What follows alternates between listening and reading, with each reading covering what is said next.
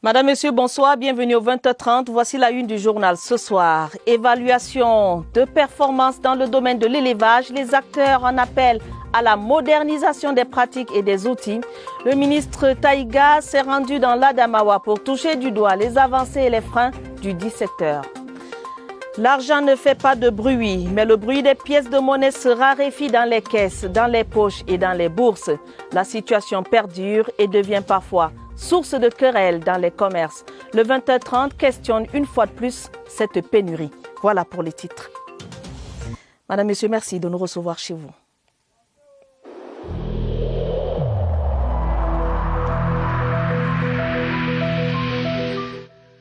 Le port du masque dans l'espace public restera obligatoire jusqu'à nouvel ordre.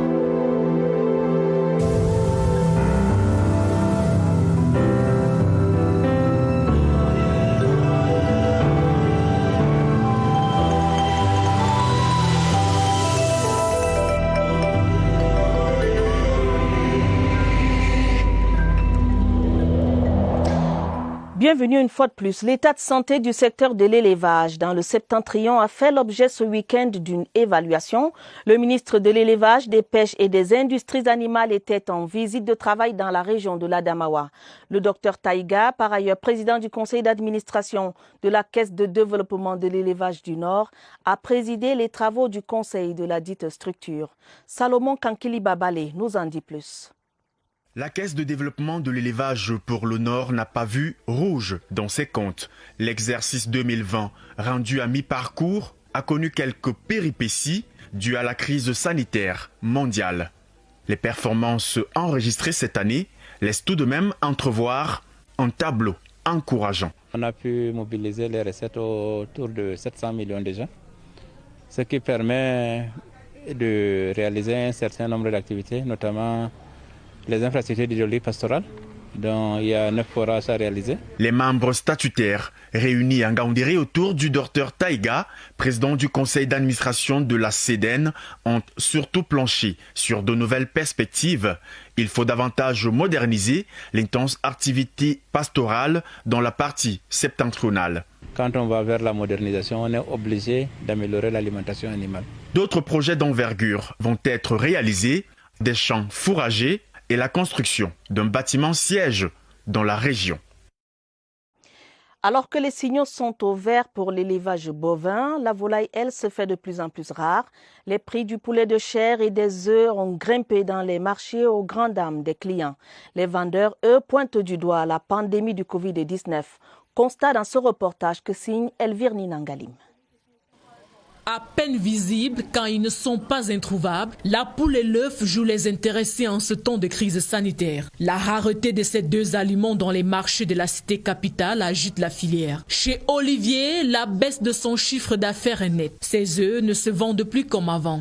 Principal responsable, la pandémie à coronavirus. Depuis que le Covid est sorti, on a beaucoup de difficultés dans les œufs. Tantôt, on nous dit que les œufs sont en train de sortir du pays. Et à l'ouest, on trouve les étrangers qui sont là qui payent les œufs pour partir avec. Avant, si on sortait 400 cartons par semaine, actuellement, même pour sortir 100 cartons par semaine, c'est difficile. Personne n'est épargné ici. Au marché Vogada, la pénurie de poulet fâche et impacte sur les prix. Le prix du poulet avant, c'était abordable. À 3 000, 2500, 2200, tu mangeais le poulet sans problème. À nos jours, si tu n'as pas 3500, 4000, tu peux avoir le poulet. Consommer du poulet dans les familles à revenus moyens n'est plus monnaie courante. Pour décrocher la star des menus, il faut y mettre de la patience et du prix. Je suis en train de regarder là où il peut faire mon choix, là il va trouver un prix abordable. Dans ce déséquilibre, l'espoir est l'éradication de la pandémie de Covid-19 pour un retour à la normale de la filière. Autre pénurie qui perdure et qui inquiète en même temps, celle des pièces de monnaie. L'argent a véritablement cessé de faire du bruit dans les caisses. Une rareté qui finit par créer des frictions entre acheteurs et vendeurs. Le manque de monnaie est devenu monnaie courante. Joël Igor Abanda nous décrit la situation qui prévaut. Esther Ndia est vendeuse de nourriture depuis 6 ans. Elle subit les effets de la rareté des pièces de monnaie depuis près de 3 ans. Mais la situation s'est aggravée depuis peu. Une situation qui impacte négativement sur son petit commerce. Parfois, un client vient même, il veut manger 300 Ils gardent 200 de transport, mais ils n'arrivent pas à manger à cause des pièces. Javeli, la tenancière de ce bar, fait régulièrement face aux mêmes problèmes, ce qui occasionne régulièrement des frictions avec sa clientèle. Par rapport aux pièces, ça ne manque pas. Parce que quand tu demandes les pièces, on te dit toujours qu'il n'y a pas. Cette autre vendeuse de nourriture a trouvé une astuce pour pallier le problème. À cause du manque de pièces de monnaie sur le marché, nous sommes obligés d'acheter la petite monnaie. Pour 10 000 francs CFA, on débourse 500 francs auprès des particuliers et des stations d'essence. L'activité de David lui fait gagner beaucoup de pièces d'argent au quotidien. Il y a quelques mois, à travers son business, le jeune commerçant pourvoyait la petite monnaie aux grandes surfaces commerciales. Aujourd'hui, c'est plus possible. Par le passé, dans les grandes surfaces, on pouvait venir avec les pièces de 1 million par mois, 700 000, mais malheureusement, cette fois-ci, c'est un peu le cas. Le constat est là, les pièces de monnaie sont de plus en plus rares sur le marché. Et les personnes qui en pâtissent plus, ce sont les commerçants. Parlons d'un autre sujet. Le site des logements sociaux de Ngaoundéré dans la région de l'Adamawa a accueilli ce week-end Célestine Kecha-Cortez, la ministre de l'Habitat et du Développement urbain. En visite de travail, est également allée s'enquérir de l'état général de la voirie urbaine. Le reportage de Daniel Belinga Engene de CRTV Adamawa. Une journée de travail bien surchargée pour le ministre de l'Habitat et du Développement urbain en Ngaoundéré.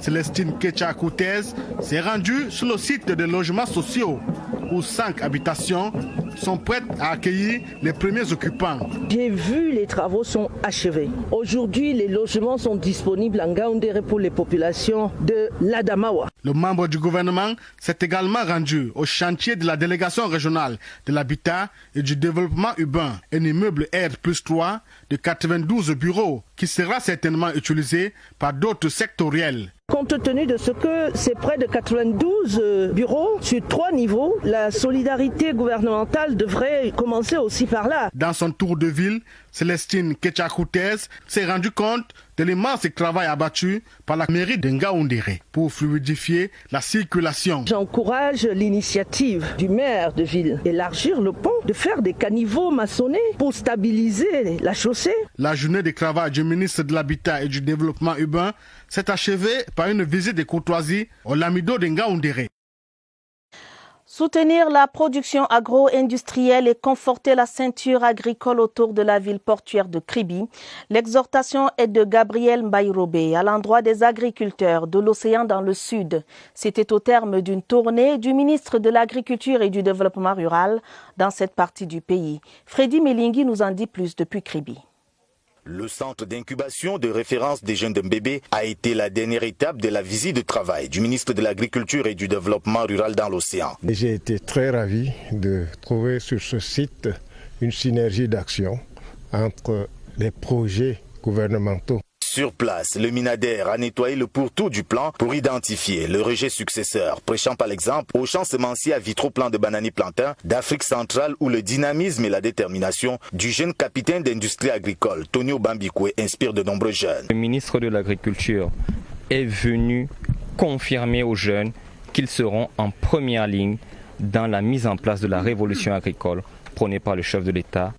Mbébé, village pionnier de seconde génération où de nombreux jeunes, à travers leur business plan, ont témoigné leur reconnaissance au pouvoir public, le ministre Gabriel Mbaye-Robé a remis du matériel roulant informatique en leur promettant des appuis importants. Ces jeunes agriculteurs fondent beaucoup d'espoir sur le partenariat ministère de l'Agriculture, port autonome de Kribi, pour asseoir la ceinture agricole autour de la ville industrielle-portuaire en devenir. Une belle perspective que le ministre a encouragée au sein d'un poids lourd de l'agro-industrie camerounaise, à Kribi dans la Lokunje, où une variété de lits de noix de palme est expérimentée pour réduire le déficit en oléagineux. L'armée camerounaise renforce son dispositif sécuritaire le long de la frontière Est. Un nouveau poste de bataillon d'intervention rapide vient de voir le jour à Bobara, à une dizaine de kilomètres de la frontière Cameroun-République centrafricaine. Victorine Beguel de CRTV Est pour les détails. Les événements de 2012 dans la localité de Biti, frontalière à la République centrafricaine et située à une dizaine de kilomètres de Boubara, sont à jamais restés gravés dans les mémoires. À l'époque, des groupes de rebelles provenant de la RCA avaient fait incursion à Biti, causant d'énormes dégâts tant sur le plan humain que matériel. Plus jamais ça. Le bénéfice de ce poste, c'est déjà d'éviter que les erreurs de 2012 se reproduisent et de ce qu'il y ait un maximum de sécurité pour le corridor Boubara-Bikti. Boubara est également une zone stratégique. Des échanges commerciaux s'opèrent dans ce carrefour et la création d'un nouveau poste Bir est plus qu'un enchantement pour les populations qui peuvent désormais mener leurs activités en toute quiétude. Pour construire ce bâtiment qui abrite le poste Bir, secteur de Boubara, les sorties traditionnelles ont gracieusement offert du terrain. À noter que cette action rentre dans le cadre du renouvellement des anciens postes et création de nouveaux postes prescrites par le chef des armées, le président Paul Biya, en vue du maintien de la paix et de l'intégrité territoriale. Allons dans le Nion-Esso, région du centre, pour dire que le collectif des jeunes patriotes avec Paul Biya sensibilise en Mbalmayo contre le relâchement et le non-respect des mesures barrières. La caravane a sillonné les marchés avec un important don de cache-nez, savons et récipients pour renforcer le dispositif de lutte anti-Covid-19. Viviane Evina revient de Mbalmayo. Les commerçants du marché Japon au quartier Kongsi et du marché Newton au quartier éponyme de Mbalmayo ont célébré 2 fêtes ce jour du 15 août. En plus de l'Assomption, ils ont reçu des cadeaux du collectif des jeunes patriotes avec Paul Biya, Japabi, venus les mains chargées de cache-nez, de savons et de récipients. Les donateurs sont également venus les sensibiliser sur l'observance continue des mesures barrières au Covid-19 édictées par le gouvernement.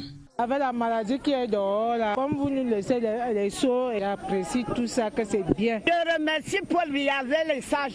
Cette action de proximité rentre dans le plan d'action de la Japabi qui se veut le relais du gouvernement auprès des populations. Constaté, elles ont relâché avec l'application des mesures barrières. Nous les exhortons à reprendre avec beaucoup de responsabilités afin qu'ensemble on puisse éradiquer ce virus au sein de notre société. Le collectif des jeunes patriotes avec Paul Biya, qui bénéficie du soutien de ses multiples parrains, prévoit comme prochaine escale la ville d'Ambomban dans le Oignon. Technologie de l'information et de la communication, l'IAI Cameroun engagé à former le plus grand nombre à l'usage de l'outil Internet et informatique. Des attestations de fin de formation ont été remises à plus de 150 apprenants issus d'administration et autres services de la ville de Mokolo dans le Mayo-Tchanaga, région de l'extrême nord. Cérémonie présidée par le préfet Jean-Daniel Djouboïna en présence du lamido de Mokolo, Yacouba Mohamadou. Le chef de centre régional IAI de Marois représentait Armand Claude Abanda, le représentant résident au Cameroun.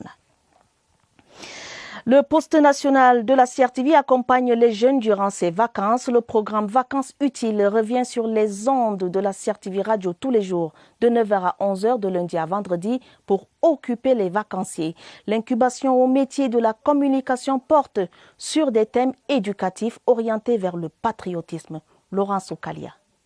Rejoignez la famille Vacances Utiles de lundi à vendredi sur le poste national de la CRTV. Le poste national de la CRTV offre des vacances utiles à ses auditeurs. Cette année, on prend la température de la santé et du bien-être. Lancée depuis le début de ce mois, l'innovation qui est l'échange à travers le réseau social WhatsApp rend la discussion plus fluide tout en évitant des contacts physiques, comme l'imposent les mesures barrières. 2 nouvelles rubriques ont fait leur entrée en studio cette année, à savoir les dédicaces et mon top 5. Des volets typiquement musicaux pour davantage mettre la bonne humeur sur les ondes. Landry Simo et Welissan Moukwenkeng sont vos humbles serviteurs au courant de ces vacances utiles, lundi à vendredi de 9h à 11h. Il n'est pas trop tard pour rejoindre l'équipe. Le numéro qui s'affiche sur l'écran est celui qui vous amènera en vacances à travers le Cameroun. Prévention routière. La propagation du coronavirus ne devrait pas passer par les axes routiers à la suite de l'appel ferme lancé par le gouvernement. Les bérets rouges veillent au strict respect du port du masque. Une mission qui n'élude pas celle de la lutte sans merci contre les infractions à la sécurité routière. Pierre Ivembe. Course-poursuite sur l'axe Yaoundé-Boumiébel. Un délinquant routier manque d'écraser un pandore en plein exercice de ses fonctions. Alors que le radar affichait 111 km/h, plus que la vitesse autorisée à cet endroit. Et après son interpellation, c'est l'alcotest qui manque d'exploser. Délit de fuite, refus d'obtempérer et il ne peut pas conduire en état d'ivresse publique. Nous allons mettre le véhicule en fourrière et le garder. Si on le laisse partir là, il peut causer les dégâts en route. Les nombreux accidents enregistrés ces dernières semaines n'interpellent pourtant pas certains usagers téméraires dans le chemin du mal, tout comme ces usagers qui n'ont plus peur du coronavirus et donc de le propager. Pourtant, les consignes ont évolué. Tolérance zéro. Nous devons appliquer ces mesures. La route devrait permettre un échange de biens de personnes et non de dépouilles d'accidents et de virus.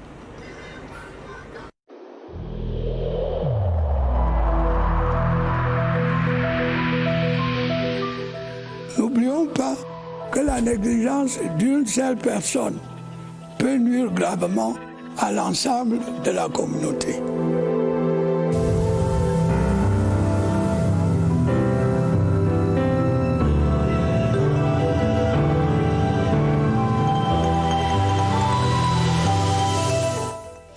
Le peuple banène, par le biais de l'association Mounen Retour aux sources, salue l'action des pouvoirs publics et remercie le président Paul Biya suite aux mesures visant la protection du patrimoine foncier et forestier de ce peuple.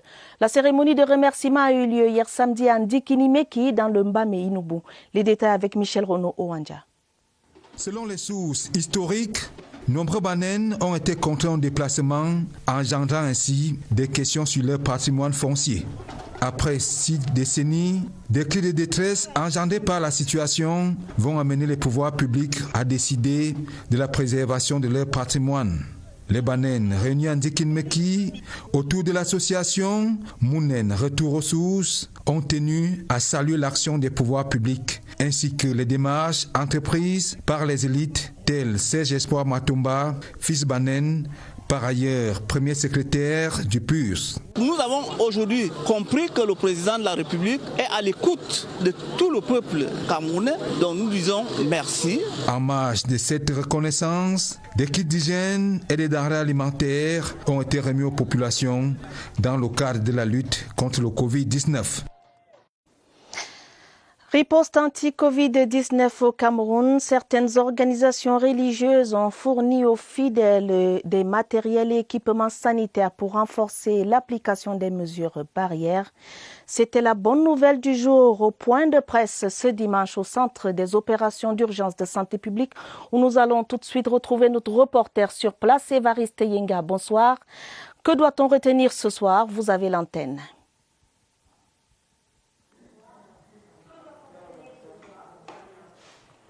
Bonsoir à Tabadine Omar. Le 10 points de presse vient de s'achever. L'exercice a été mené par le docteur Fané Mahamat, le médecin qui représentait le ministre de la Santé publique, qui a donc fait une fleur aux organisations religieuses pour leur participation active et favorable à la riposte contre le coronavirus Covid-19. Elle a égrené quelques actes posés par ces organisations, la réduction des effectifs dans les mosquées, dans les églises et autres lieux de culte, la mise à disposition d'un dispositif de lavage et de désinfection, la distribution et de certains matériels sanitaires et des équipements.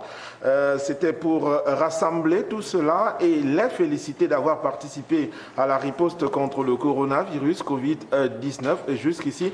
Mais ce n'était pas que cela, on les a exhortés également à continuer de sensibiliser les communautés, les fidèles de leurs communautés respectives, afin cette fois-ci que celle-ci soit favorable à la campagne de dépistage mobile qui est en cours. Voilà l'essentiel qu'on peut retenir ce soir ici au Centre des opérations des urgences de santé publique.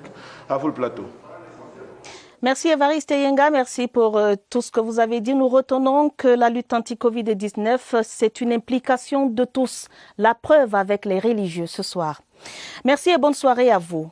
Et nous parlons religion, nous restons en religion pour dire que la paroisse EPC Manoglansam a son nouveau modérateur, le révérend pasteur Émile Benjamin Mandeng, a été installé ce dimanche. Sa mission, consolider la paix au sein de la congrégation et promouvoir son développement. Joël Igor Abanda. Les fidèles de l'église presbytérienne camerounaise sont venus en nombre à la paroisse Manoglansam accueillir leur nouveau guide spirituel. Le pasteur Émile Benjamin Mandeng, âgé de 50 ans, a été installé ce dimanche 16 août comme nouveau modérateur de cette paroisse construite en 2002. Le message d'aujourd'hui tiré de l'épître de Paul aux Colossiens invite et le pasteur et la communauté et tout le peuple de Dieu qui est venu à bien se conduire vis-à-vis de ceux du dehors, c'est-à-dire ceux qui ne sont pas de l'église chrétienne. Avant son affectation à la tête de cette paroisse, le pasteur Émile Benjamin Mandeng officiait comme modérateur à la paroisse EPC de Monateli. Nous avons pour mission évangéliser, développer, pacifier davantage. Le nouveau modérateur de la paroisse EPC Manoglansam est marié et père de 3 enfants. Nanti d'une maîtrise en théologie obtenue au consistoire Yaoundé en 1998, c'est en 2001 que le pasteur Émile Benjamin Mandeng commence son pastorat. Le nouveau modérateur natif de Ngorma Poubi est conscient de la tâche ardue qui l'attend à la tête de la paroisse EPC de Manoglansam. Des échos de la célébration de la fête de l'Assomption hier continuent de nous parvenir. Dans le sud-ouest à Buea, l'administrateur apostolique du diocèse a condamné avec fermeté l'assassinat horrible de Mouyouka. Monseigneur Michael Bibi a appelé les fidèles à œuvrer pour la paix. Cathy Nanjou de CRTV Sud-Ouest nous en dit plus. La visite pastorale de Monseigneur Michael Bibi a été un grand moment de joie et de partage à la paroisse Sainte-Martine de Porès de Bokwango. Au cours de son homélie, l'hôte du jour a entretenu la communauté paroissiale sur la symbolique de l'Assomption. Le guide spirituel a saisi ce jour de fête pour inviter les populations du Sud-Ouest à œuvrer pour la paix et à tourner le dos aux actes de violence. C'est Dieu lui-même qui nous donne la vie. Et c'est Dieu lui-même qui a la responsabilité de prendre notre vie. L'Église veut la paix. Nous sommes pour la paix. On demande à tous ceux qui sont en train de faire ces actes d'essayer de ne pas faire cela parce que ça ne nous ressemble pas.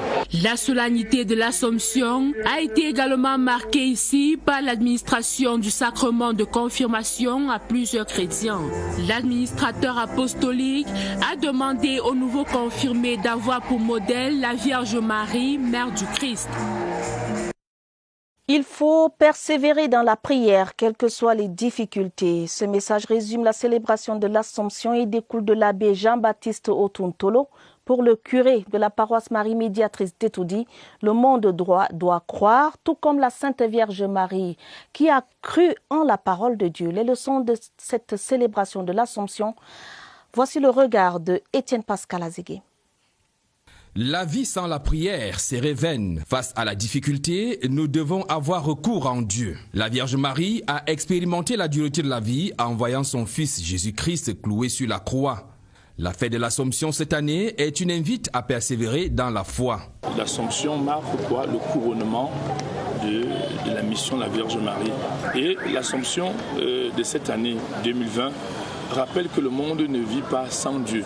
Marie, mère de l'humanité et protectrice de notre pays, doit être notre rempart face aux forces du mal.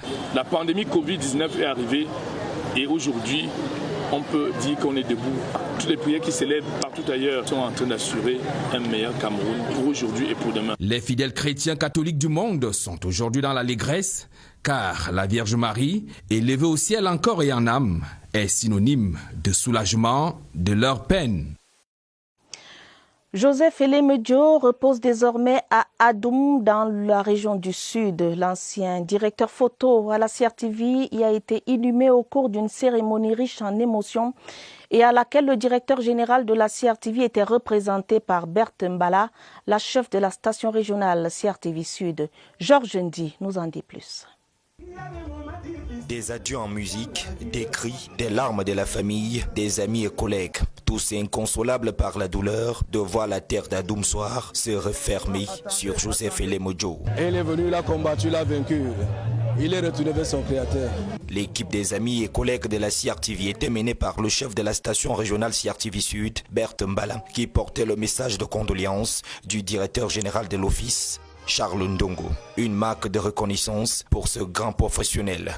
Nous avons combattu, tellement lutté ensemble pour le bien-être du personnel de la CRTV. Avant de prendre sa retraite en 2019, Joseph Elemejo aura gravi tous les échelons de sa carrière, couronné par le grade de directeur photo, le plus prestigieux dans le métier de caméraman au sein de l'office. La grande faucheuse l'emporte à Berthois le 22 juillet dernier, à 61 ans. Alors que Joseph Elemejo commençait à jouir de sa retraite bien méritée, il s'en va plutôt vers le repos éternel. Nous serons morts, mais nous resterons vivants par nos œuvres. Les condoléances émues du 20h30. Je vous propose maintenant ce décollage pour une destination que vous allez certainement aimer. Allons dans la région du Nord-Ouest, plus précisément à Bamenda 1er, visiter les chutes d'Nkwe, au cœur de la forêt. Un lieu de détente et d'évasion, un vrai régal touristique. Le guide de ce soir, Laurent Chissoubé. Leur décor à eux seuls suscite un arrêt particulier. Les chutes d'Nkwe dans l'arrondissement de Bamenda 1er est un véritable régal touristique de plus que la nature est offerte au Cameroun. Ici, le calme et la fraîcheur sont réunis pour un moment de ressourcement. Rien à envier du tout aux attraits que peuvent dégager certains endroits de la forêt amazonienne. Dans les années 60, les Européens qui habitaient les quartiers résidentiels de Bamenda avaient l'habitude de venir passer leur temps ici. En contrebas de cette merveille de la nature se trouve une grotte d'une profondeur servant de cachette aux animaux. Nous venions souvent chasser les chauves-souris à cet endroit. On entrait au fond et quand on les arrêtait, on vendait parfois pour acheter les fournitures scolaires. Une richesse, mais alors une valeur incommensurable de production des devises. La viabilisation des chutes d'Nkwe serait un atout pour la visibilité du Cameroun à la veille du CHAN et de la Coupe d'Afrique des Nations de football. Les charmes du Cameroun profond. Voilà qui met un terme au 20h30 ce soir. En rappel, évaluation de performance dans le domaine de l'élevage. Les acteurs en appellent à la modernisation des pratiques et des outils.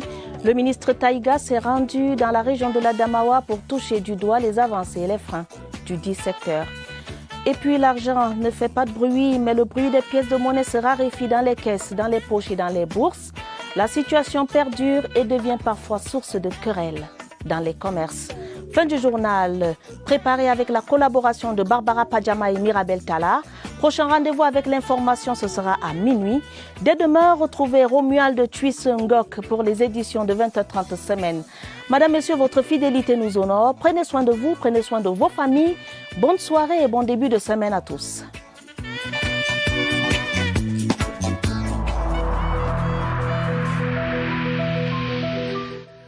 Il est essentiel que les mesures qui ont été indiquées soient absolument respectées par chacun de nous.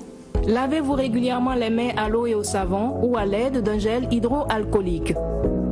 Restez à au moins 1 mètre de distance des autres personnes, surtout si elles toussent, éternuent ou ont de la fièvre.